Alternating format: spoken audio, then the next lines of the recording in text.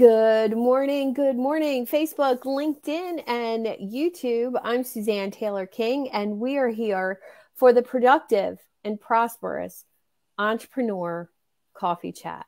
And we are here today with one of my incredible Idea Lab members and networking expert, Daniel Andrews. Welcome, Daniel. Hey, welcome to you too. It's so good to see you this close to Christmas. Yeah. I'm excited. You can see I'm already in the spirit here. So you are. And I am in exercise gear and I am in full wrapping mode. I am in cookie baking mode. There's cookies in the oven right now. It smells amazing in my house.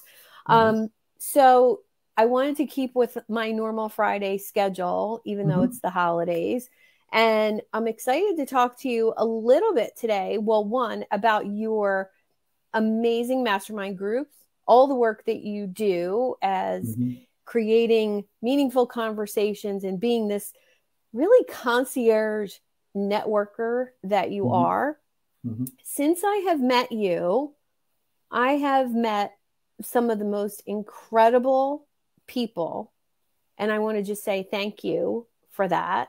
Sure. And I also want to acknowledge having you to coach conversations, having you in my community, having you participate in networking events really up levels me and who I'm spending time with. So thank you.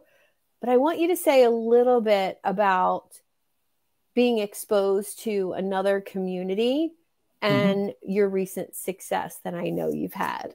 Well, I'm getting traction. I think success, is measured by different metrics down the road, but we're getting traction, we're getting exposure, and we're getting positive responses, which is a degree of success, right? It's a what do they call it? Key performance indicator, a KPI on the way to success, right? Yes. So, and I appreciate your ability to reach people and to share. And I think what's interesting is you and I have quite a bit of a complementary energy in that you've got quite a bit of reach, and the network that I have tends to be on the deeper side, meaning that the introductions I've made to you, I think almost universally have been fairly significant.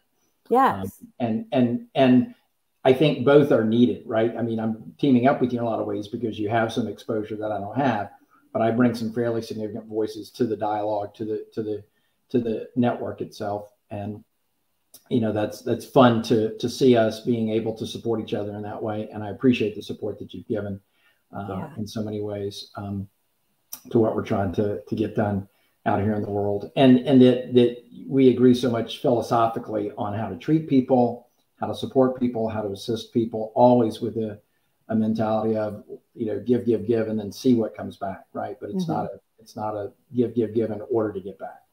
Yeah. Yeah. And I think I appreciate that so much in all of your teachings, your workshops that I've been to, which of course we'll share links after this live. We'll share links to your next workshop and all of that. And one of the things that I appreciate so much is just the intention behind how you connect people. So whether you're connecting me or connecting with other people, it's all about that go-giver mindset. And I really think that that's so many times on social media that's missing in either networking or connecting. And I just appreciate that so much. And I want to stress to all the people listening, people that follow me or appreciate my content, do the same for Daniel, because what he's saying about connecting, networking, introducing referrals makes so much sense. And I think that was the giant takeaway from your short presentation, that people had aha moments during that presentation about how they were networking, and they saw something in your diagram. So speak a little bit to that, to your diagram, and to how you make people feel about their networking.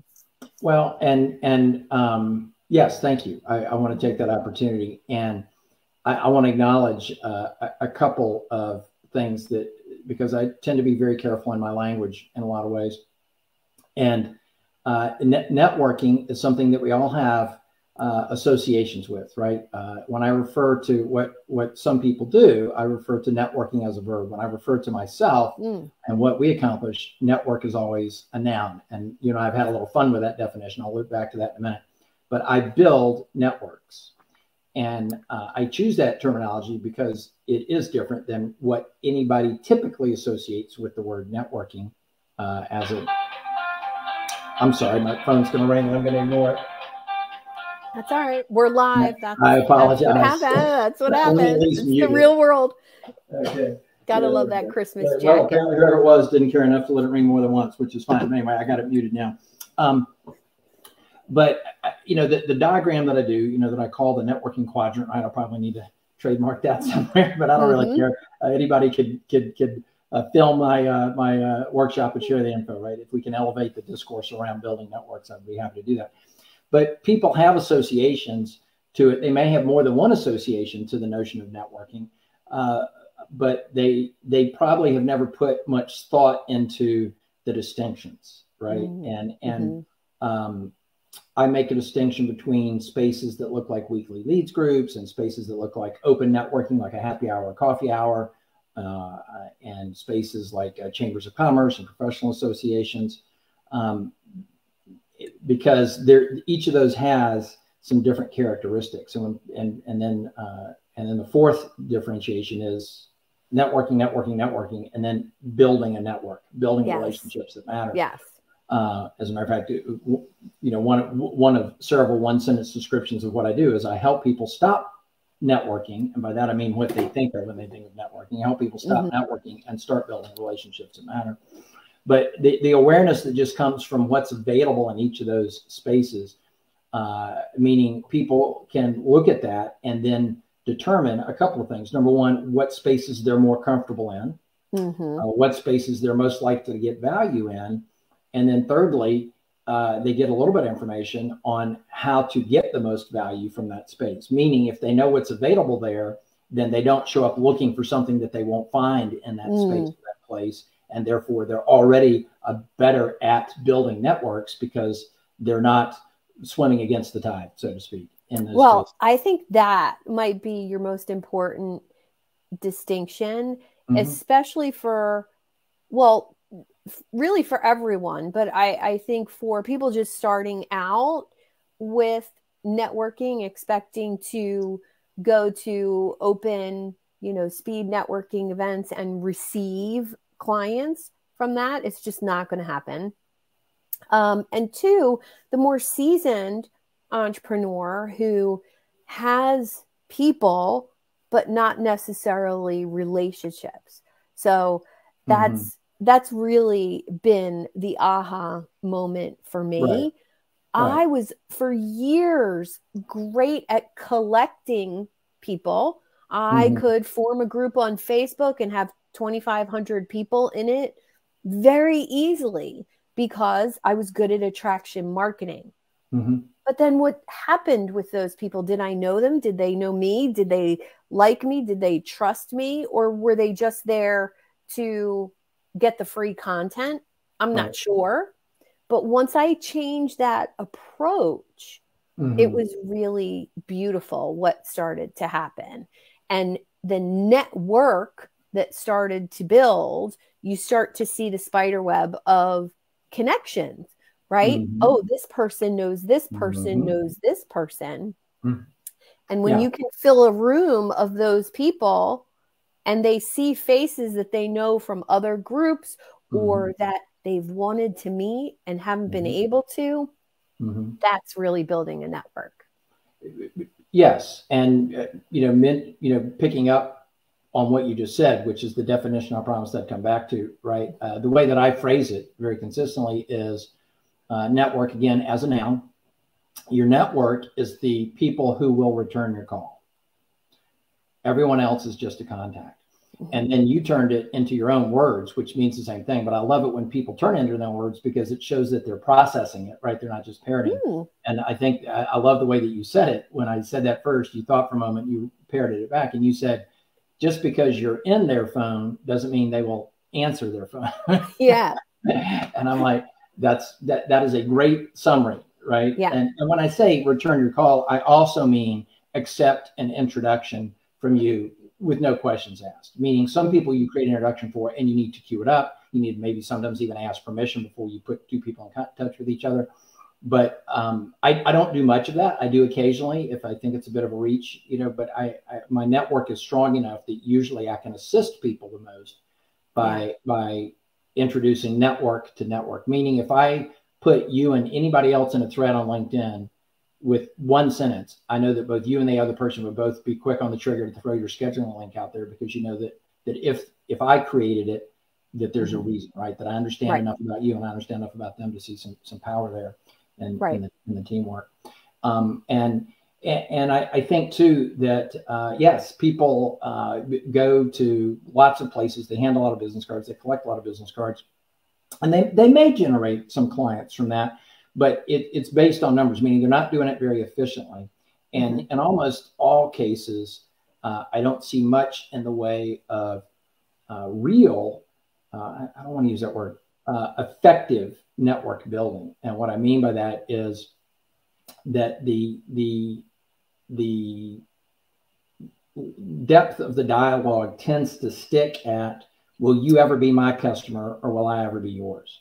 Yeah. Right. And I love the fact that our first engagement, you're like, hey, this is what I do. I support people. This community is free. Jump on in.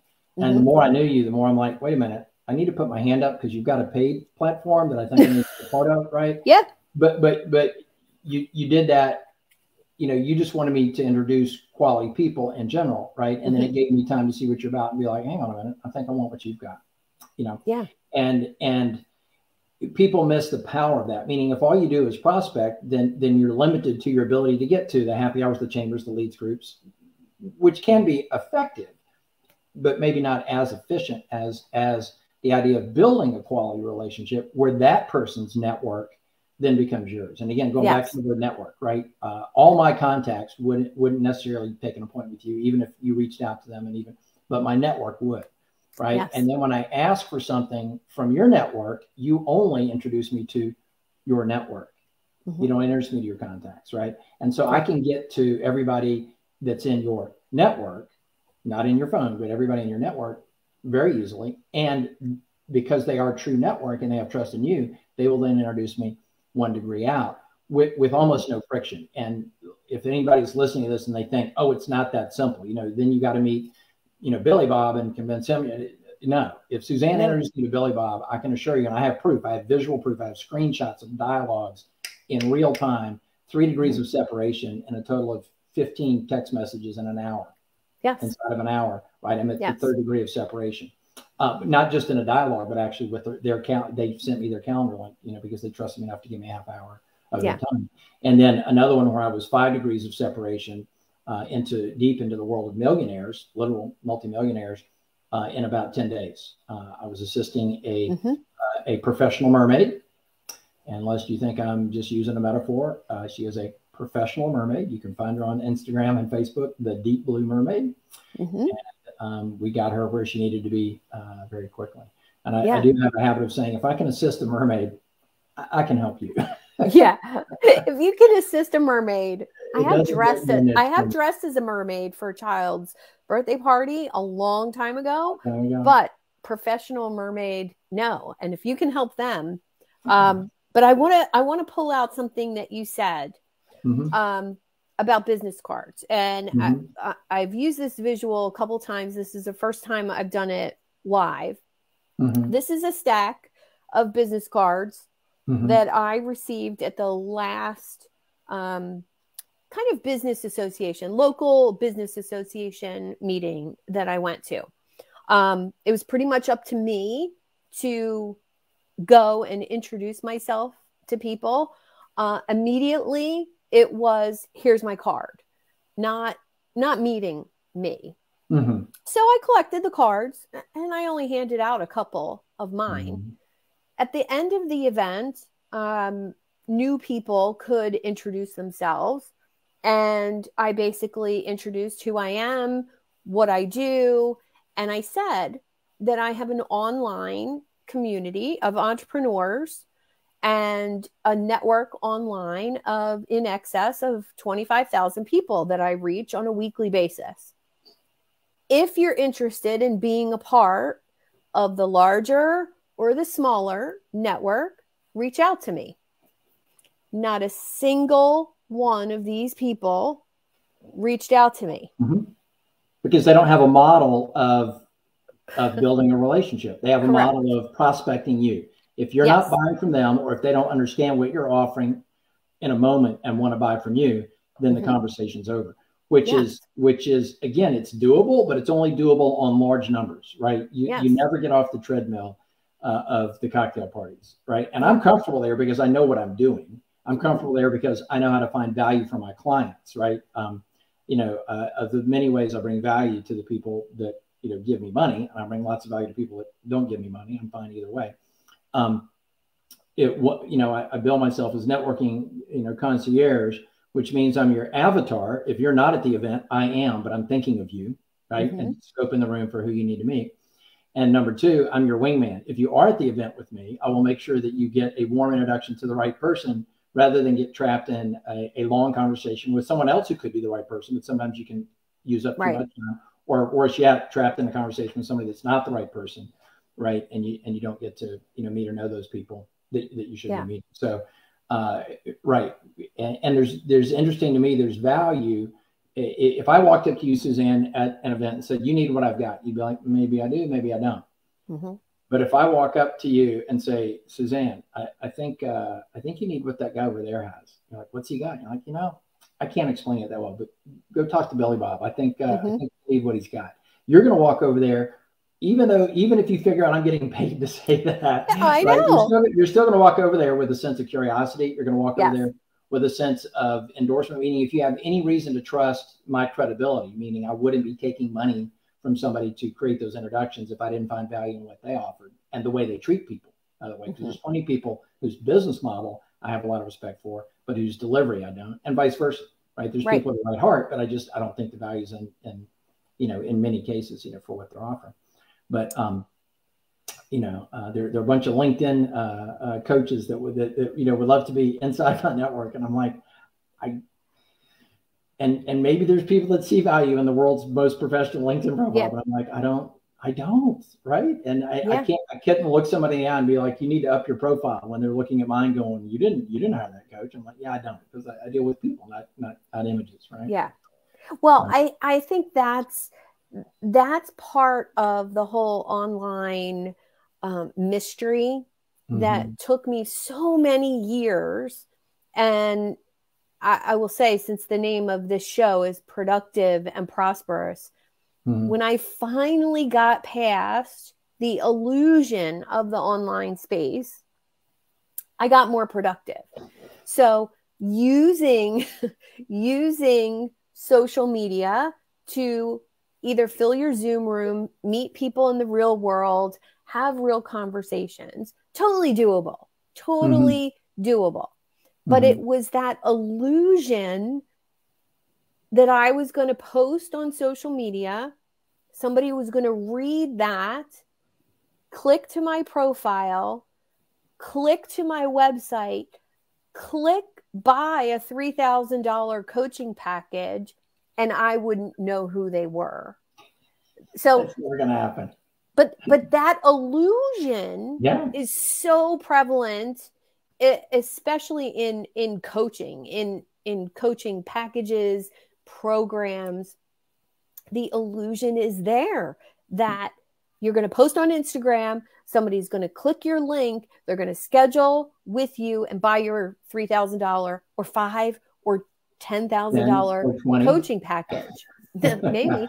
And now I know it does happen once in a while, but it's based on large numbers. Large numbers. And I think part of the reason for that is not because people don't have a desire for connection. And I'll pause here and say, I was just listening to an interview with the CEO of Hasbro. yesterday on a podcast, the toy company, literally. And he said, in an age of digitization, people are craving authentic connection.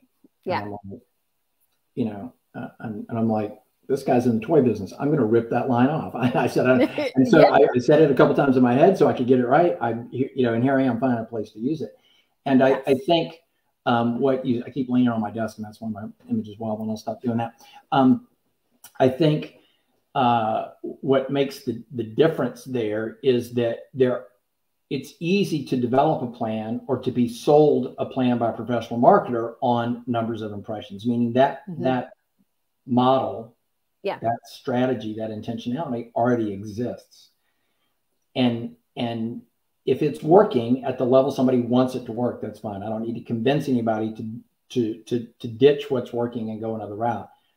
But I think part of the reason people don't pursue a building a network mentality, a build strong relationships mentality, is they don't have that playbook on how to do that, right? When I show up in places, right, I give a talk, and people I shouldn't say I give a talk. I create a workshop, I share some information, I share some insight, and people like, this isn't being taught anywhere. And I'm like, yes, it is. At University of South Carolina's Business School, I get to show up for 50 minutes once per class, right? Every graduating class gets to hear from me for 50 minutes. And I'm like, that is highly insufficient. Highly insufficient. Highly insufficient, right? And the most accessible book, the fastest quick read on the basics of effective relationship building that I found is out of print. Now you can buy it, but I'm not going to tell you what it is, because I buy up all the used copies when I find them on the used bookstore site to share with my clients, right? So I don't want to create some artificial demand. The price might go from $4.50 to $45 if I create some artificial demand. But connect with me, and I'll get you a copy if somebody wants one.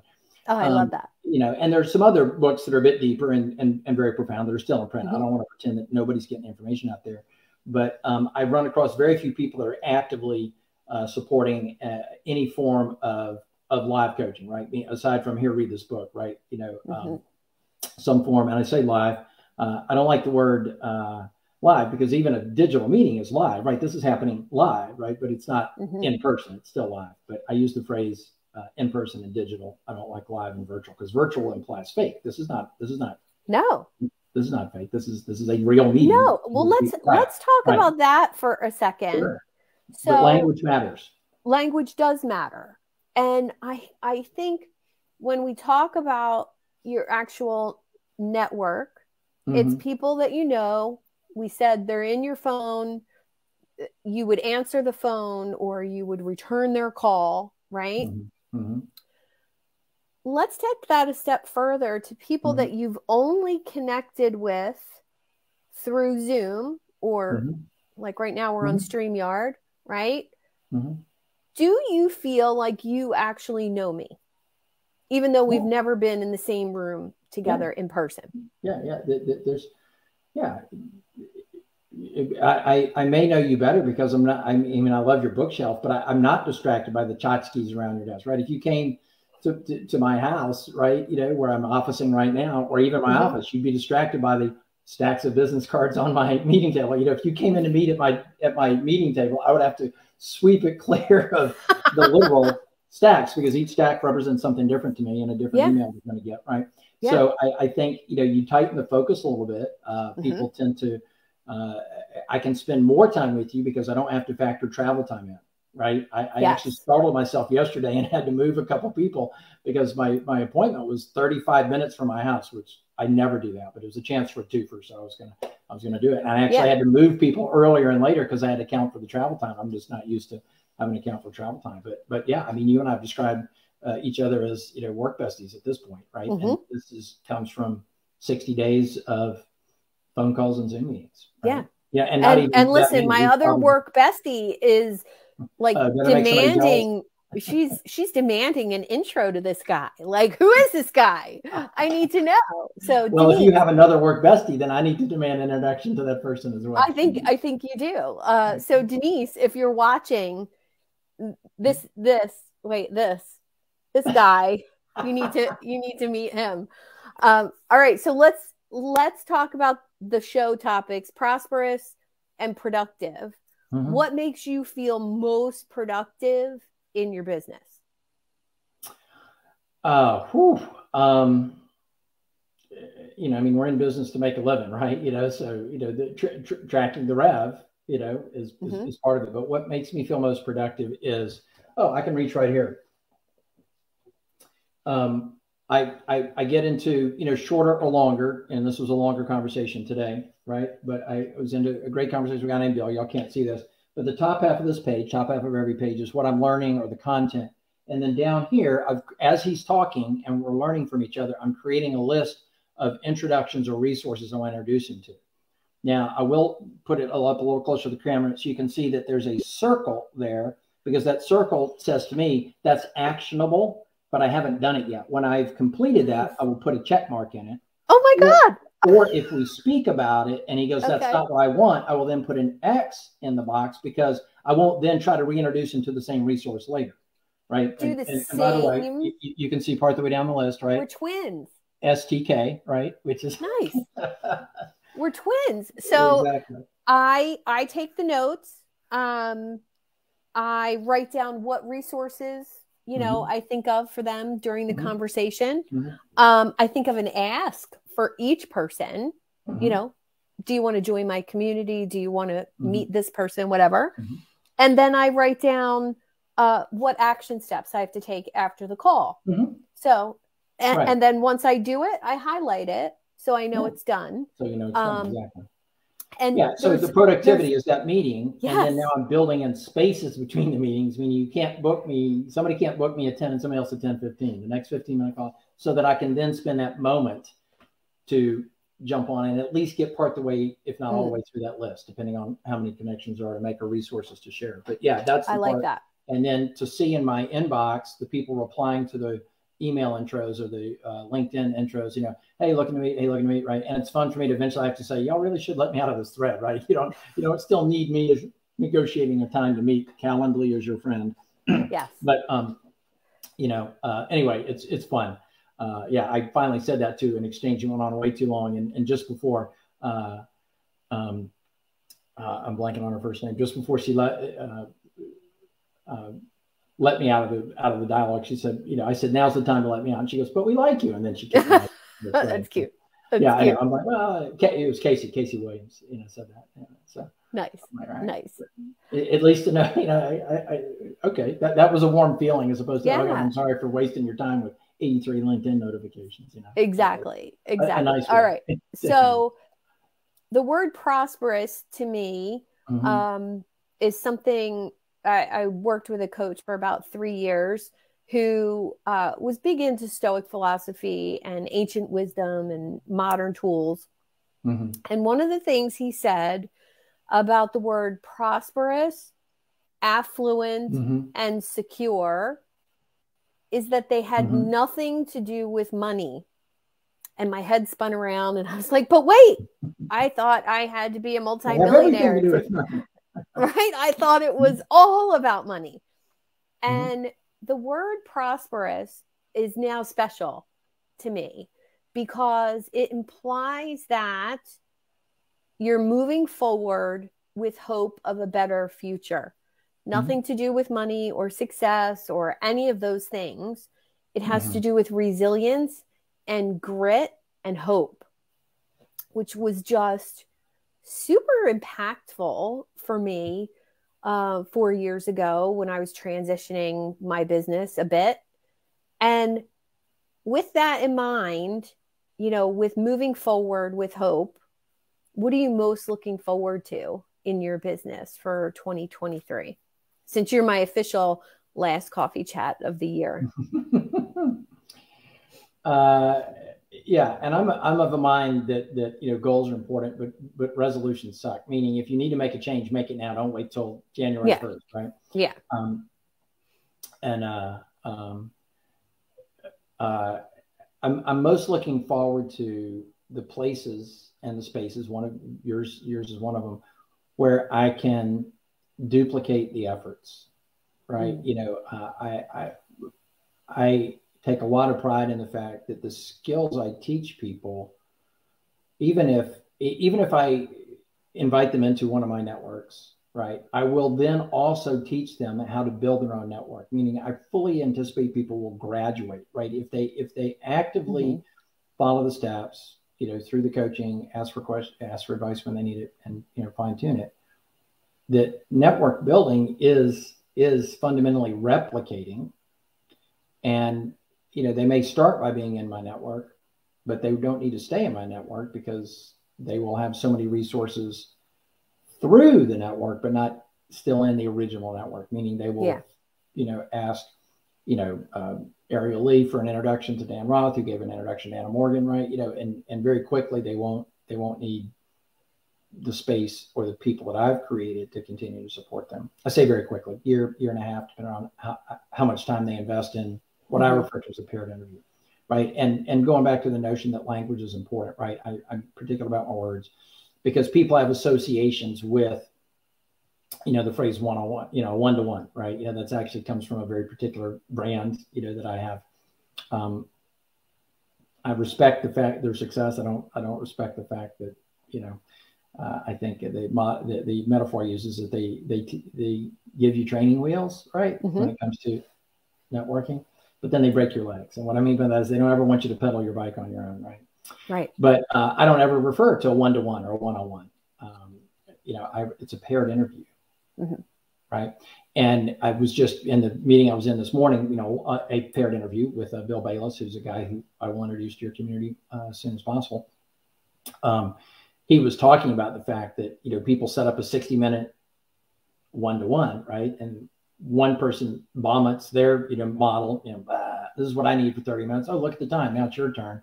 And they walk away with no follow-up plan, with no real understanding of how to assist the other person, right? No trust built, right? It's just, pitch factory, right?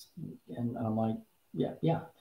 And, they focus on getting my needs out there rather than building trust and explaining my needs later, Yeah.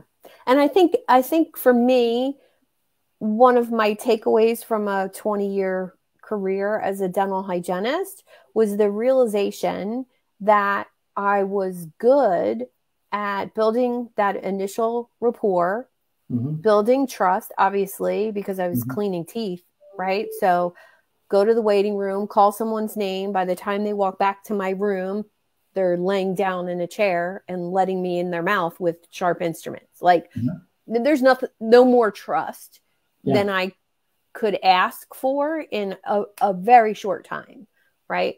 1 to 2 minutes before they're trusting me. Yeah. And when I really examined that and acknowledged, oh crap, I'm good at that. I know how to do that. Now, how do I take that from that career and bring it into this career? And I just started doing the exact same thing without the cleaning teeth part, right? So it was meeting people, having them feel comfortable, building some sort of common bond, whether it's exercise, sports, vacation spots, animals. Like I can find something in common with almost anyone, much like you can. Yeah. Well, and rapport building is important, but rapport building isn't also trust. It's adjacent, meaning I don't want to discourage people from comes first, I think. Don't you? It can. But I'm not thinking of anybody off the top of my head, but I can easily picture a scenario where I may do business with somebody that I don't have a ton of rapport with, but I know they'll get the work done. I mean, we may choose to communicate entirely by email or text message, so I don't, right? But if I know they'll get the work done, right, then I'm okay. Gotcha. Doing business with them. But I prefer people that I both have rapport with and can trust. But I definitely think those are adjacent. And again, I'm not downplaying the importance of rapport. I can think of several situations where without it, I would not have gotten the sale, right? The ability to look at the portrait on the wall and go, oh, that's the Inner Harbor in Baltimore. And this is me in rural South Carolina. And I'm like, and he goes, I said, why do you have a picture of that? Well, he said, it's not in this painting, but I used to work at an office. This was my view, basically. Wow. I bought the painting, and he said, "What do you know about the Inner Harbor in Baltimore?" And I talked like I'd been there a million times, but I spent a long weekend there one time, and for a conference, I was able to articulate, "Oh, I really prefer this hotel over that one because we stayed at 2 different hotels," and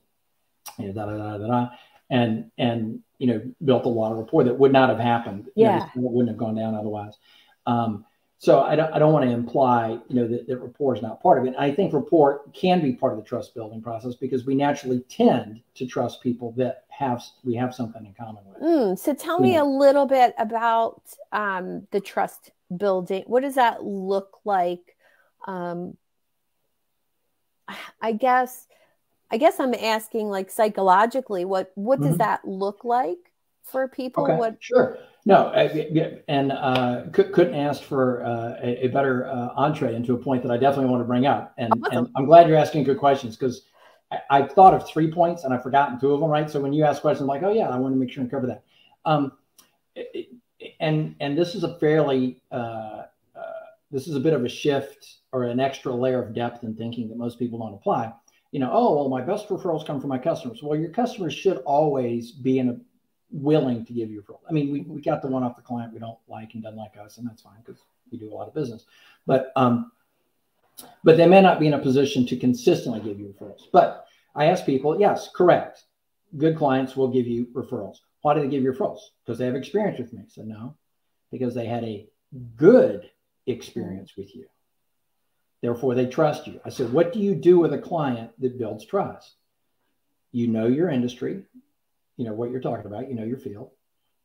You do what you say you're going to do. You keep them up to date on the process. And you show up for your appointments. That's how you build trust with a client. Whatever it is you're delivering, those are the elements to build trust. Now, if I selected somebody like you, Suzanne, as a potential key referral partner, which we've reached that stage, right? How do I build trust? I know my industry. I do what I say I'm going to do. I keep you up to date on the progress, and I show up for appointments, right? So I can build trust with a non-client who may be based on their industry, their field, their past field. Sometimes their connections are in what they used to do, their spouse's field, right?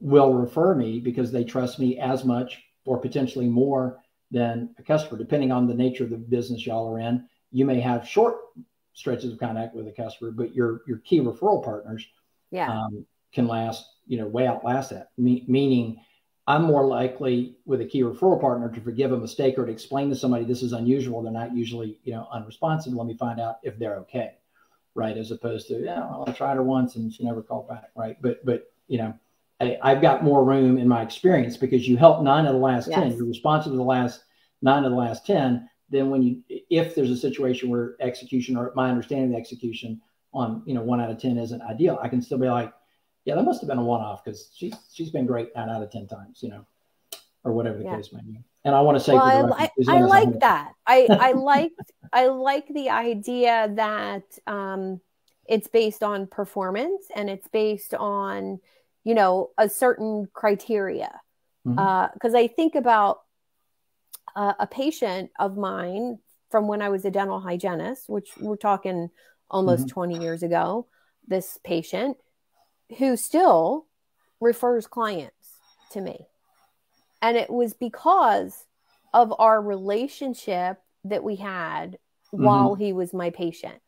But it was also because after I was not a dental hygienist anymore, when I was changing careers, I let him know of my career change and what I could do to support his staff, his office, his people. Here's what I can do for you. And I delivered on that. Right. So the trust, right? It wasn't your skill as a dental hygienist that created the trust, because if that was all that created the trust, he would not refer people to your new business. He'd be like, I don't know, Suzanne. I mean, you're dang good when you're up in my mouth with sharp objects, but I don't know about this next thing, right? So when I talk about trust is transferable, it's transferable from environment to environment. Yes. But it's also transferable from person to person, right? And meaning it's a baton that can be passed along. But yes, you built the trust it just happened to, the skill set you showed happened to be teeth cleaning. Yeah. But it came from, you knew what you were doing. You kept your commitments, right? You kept them up to date on the progress, even if it's a 20, 25-minute process. You're like, okay, we're moving to this quadrant of this, 10 more minutes and we'll be done, right? Now comes the teeth polishing. I know this stuff tastes nasty, right? But you just bear with me, right? All that stuff, right? You weren't like, okay, open your mouth and close it again 25 minutes from now, right? Yeah. Even though it's a micro environment, you kept them up to date, right? Okay, we need to have you rinse, right? You need to pause and go to the bathroom or spit, whatever, right? You showed that you knew what you were doing in that environment. And their notion is that you wouldn't be doing the next thing unless you knew what you were doing there either.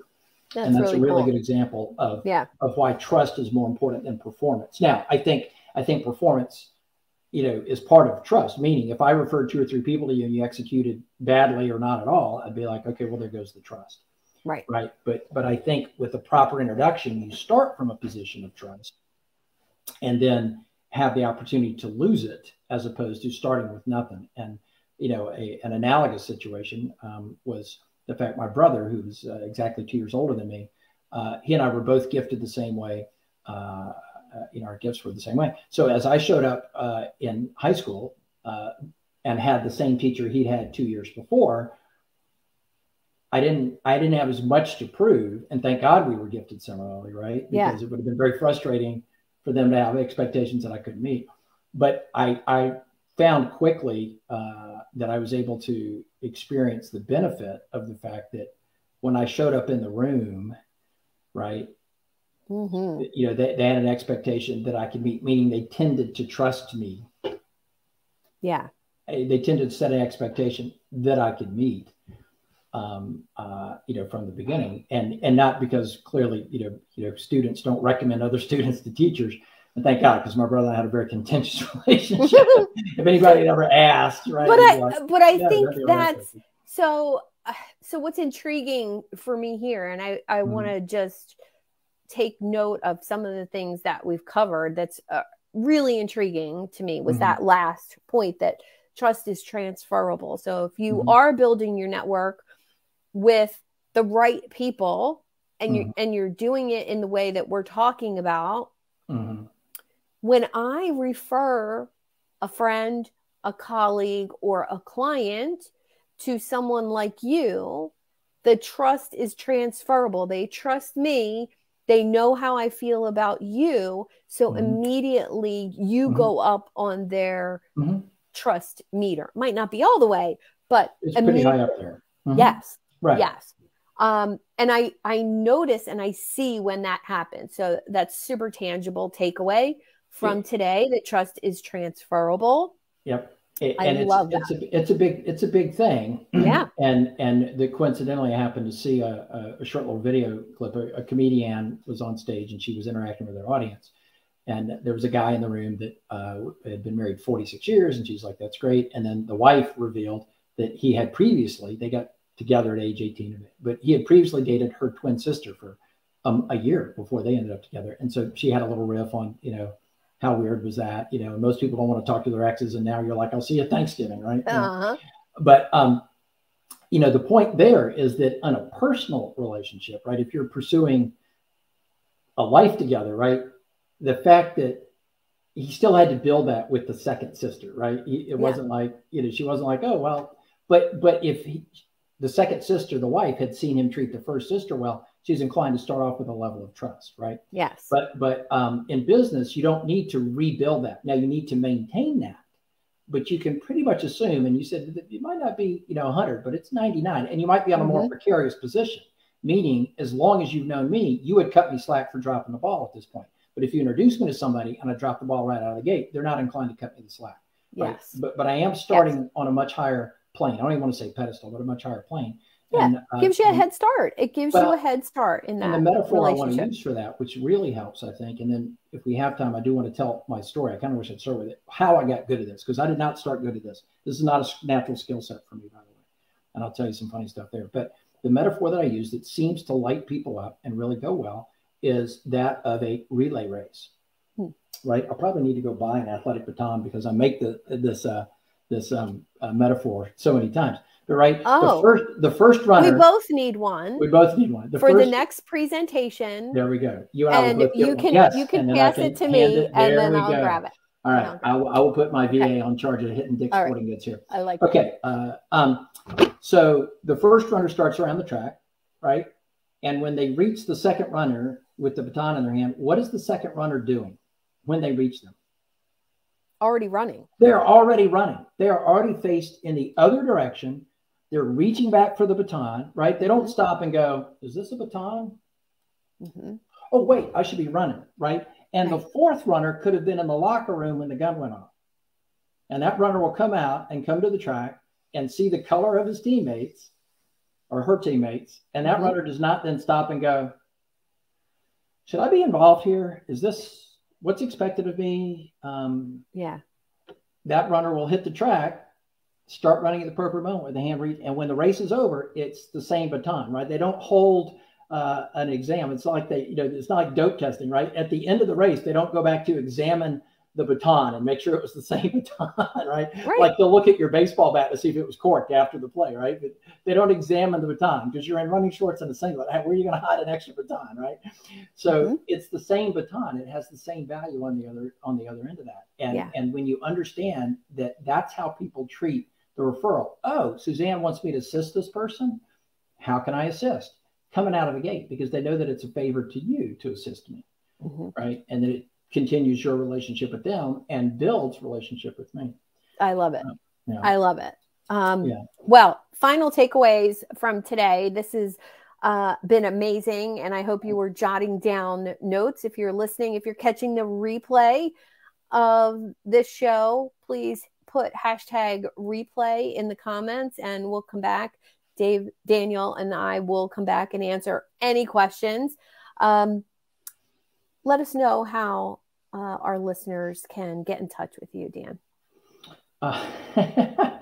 I'm the world's worst at marketing, right? Well, I'll talk about you if you want. I know you will. Well, all right, you can get to me through Suzanne. Well, no. I mean, I'm okay talking about myself. I'm just saying I don't have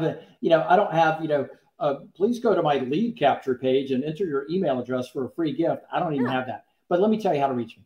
I think my contact info is part of my website. My full name, Daniel Patrick Andrews, is also the name of a very bombastic Australian parliamentarian. And you cannot find me by Googling my name because the first 1 million links literally that appear are not me. But DanielPatrickAndrews.com has got a couple of nice headshots and a few testimonials. Yay. Okay. If you want to reach me directly, Daniel P. Andrews at outlook.com. But I think the contact info is listed there. The first thing that I will engage with you on, if you send me an email, I mean, if you ask a question, I'll of course attempt to answer it.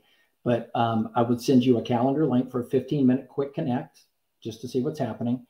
And then, and I'll post all this in there, right? But I actually prefer to start with a quick connect because if we're not going to invest 15 minutes, then, at least sniffing around each other, then what's the point? But meaning I don't need a lot of random text messages coming through. Hey, Dan, I heard you talk. I've got a question. I'd rather give you focus time instead of trying to answer on the fly. But I will say, too, that in those links and in those comment sections, I will include a link to something that I'm doing twice in the next couple of weeks. On the 29th, late morning and midday on the 4th, I'm doing this quadrant that Suzanne has talked about that she said was so revealing and so helpful and so paradigm, I don't want to say shifting, but paradigm understanding, right? It gave clarity to the conversation. I'm doing it for the public twice via an Eventbrite link. There's no cost. And I'll get that link to that Eventbrite. But it's 25 minutes of material. 25 minutes of material. At the end of the 25 minutes, probably minute 24, I will give each of y'all a link that's in the Zoom to a survey that I would prefer 100% of the people fill out. And it has 2 required questions. What's your name? And rate me on a scale of 1 to 10. And then if you have questions after that, or that you want a longer conversation with me, you can indicate that in some of the other questions. But before you hit submit on the survey, your name, rate me on a scale of 1 to 10, just because I'm always wanting to make it better. But 25 minutes of content in each of those next 2 sessions, and we'll get those links up as soon as we possibly can. Awesome. Yeah. Well, I just want to say thank you for not only being an incredible person in my network. I'm honored to be in yours. I'm honored to have you in the Idea Lab community. And if you're interested in connecting with Daniel in the Idea Lab, he's one of our experts. He has his own micro community in the works there. He's going to be delivering lots of amazing content like today within the community. There's over 25 monthly events coming for 2023, a retreat in 2023, and some in-person events, all in the works. Let me know in the comments if you want to join. Reach out to me or Daniel on LinkedIn. And Daniel, thank you so much for being here today. Thanks. Welcome. I appreciate it.